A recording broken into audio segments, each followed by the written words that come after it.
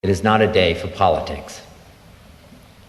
I have saved this one opportunity to speak briefly to you about the mindless menace of violence in America, which again stains our land and every one of our lives. It is not the concern of any one race. The victims of the violence are black and white, rich and poor, young and old, famous and unknown. They are, most important of all, human beings whom other human beings loved and needed. No one can be certain who next will suffer from some senseless act of bloodshed. And yet it goes on and on and on in this country of ours. Whenever any American's life is taken by another American unnecessarily, whenever we tear at the fabric of our lives, which another man has painfully and clumsily woven for himself and his children, whenever we do this, then the whole nation is degraded. Too often we honor swagger and bluster and the wielders of force. Too often we excuse those who are willing to build their own lives on the shattered dreams of other human beings. But this much is clear. Violence breeds violence. Repression breeds retaliation. And only a cleansing of our whole society can remove this sickness from our souls.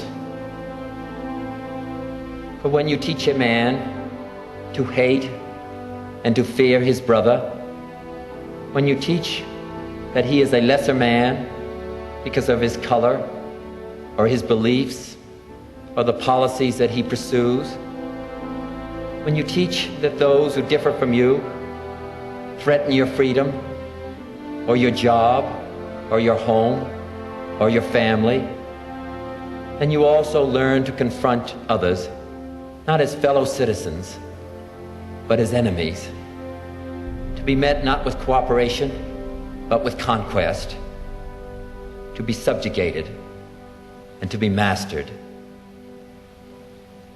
We learn at the last to look at our brothers as aliens, alien men with whom we share a city, but not a community, men bound to us in common dwelling, but not in a common effort. We learn to share only a common fear, only a common desire to retreat from each other, only a common impulse to meet disagreement with force. Our lives on this planet are too short.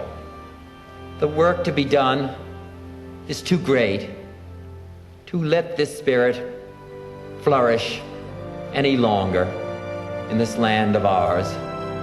Of course, we cannot banish it with a program, but we can perhaps remember, if only for a time, that those who live with us are our brothers, that they share with us the same short moment of life, that they seek, as do we, nothing but the chance to live out their lives in purpose and in happiness, winning what satisfaction and fulfillment that they can.